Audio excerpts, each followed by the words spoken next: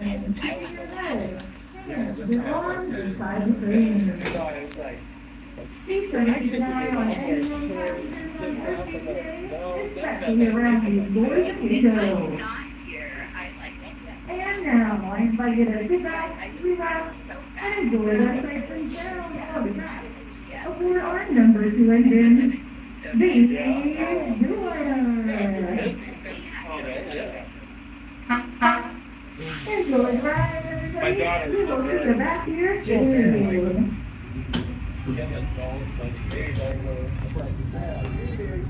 Hello, folks, and welcome aboard the Zooliner.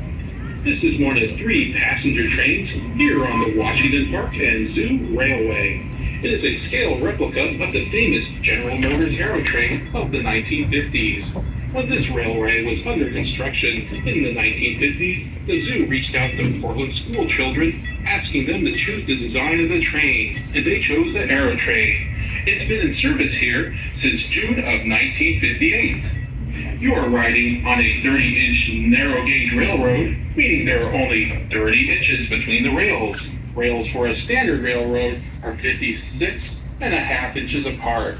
In fact, all of our cars and locomotives are just over half the size of a standard train.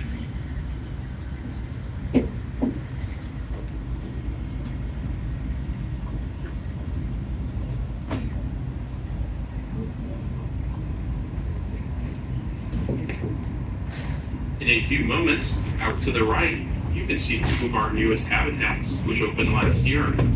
Immediately in front of you is our new polar bear habitat, Polar Passage.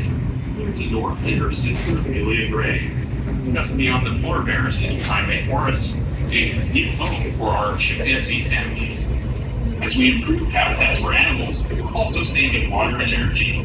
Polar Passage includes an innovative heat exchange system that draws heat away from the polar bear area and uses it to warm the elephants, greatly reducing energy costs. These and other zoo improvements were made possible thanks to a public bond supported by our community. Past Polar Passage, on the other side of the crossing, is the north section of Elephant Lands, the Oregon Zoo's home for Asian elephants.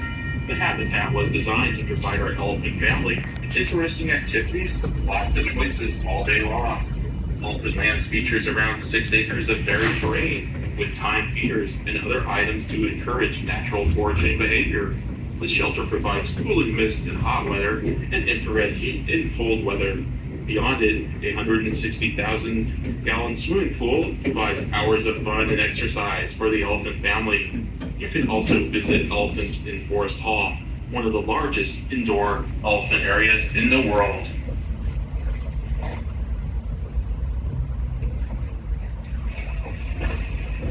Good afternoon, ladies and gentlemen, girls and boys. Welcome aboard the Washington Park and Zoo Railway. I'm your engineer, Jim. As we begin a clockwise turn toward the trestle, you'll notice a track diverging to the left side. It passes out through the gate and heads down the hill, paralleling US Highway 26, on its way to the International Rose Test Garden near downtown Portland. And along that way, the track crosses over the top of Tri-Med Light Rail's Robertson Tunnel 3 times. Sadly, though, that is part of our history, not our present. But for over 50 years, that was part of our 4.5-mile, 33-minute long ride. Until about a dozen years ago, when something called politics came to visit us.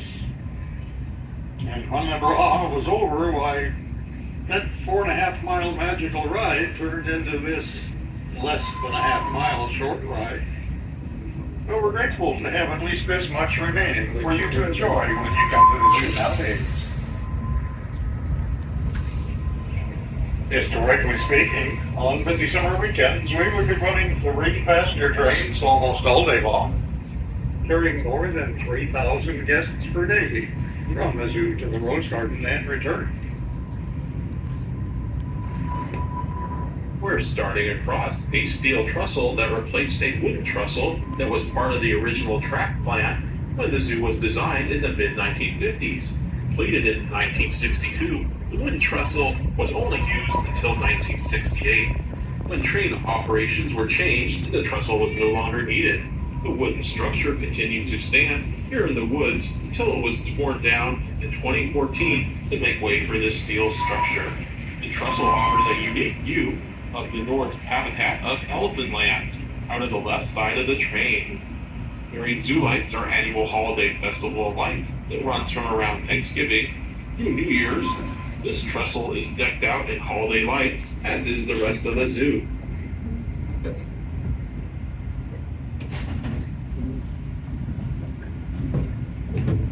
One final note about our railroad folks.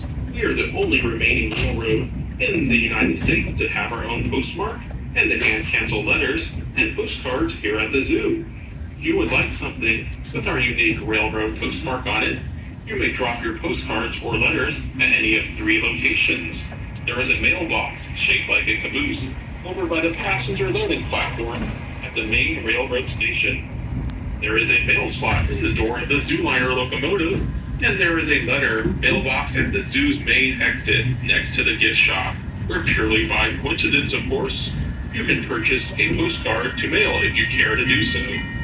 Thanks for riding with us today on the Washington Park and Zoo Railway, and we hope you have a great day here at the Oregon Zoo.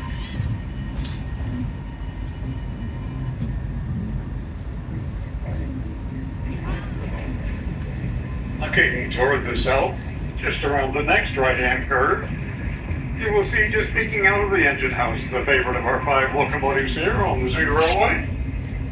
It's a steam locomotive built right here in Portland in 1958 and 9 by 4 local rail fans wanting to build something special to acknowledge the 1959 centennial of Oregon statehood. It's modeled after the 1870s Virginia and Truckee Railroad engine number 11, also known as the Reno, from Nevada. And for our annual Zoo Lights Festival, Thanksgiving to New Year's, it's almost always the first engine out every night. Sadly, we could not do that every night this past season. The zoo is currently so critically short of steam locomotive qualified engineers that it was not able to fulfill every night, for which we apologize. Thanks so much for choosing to ride with us today on the Washington Park and Zoo Railway.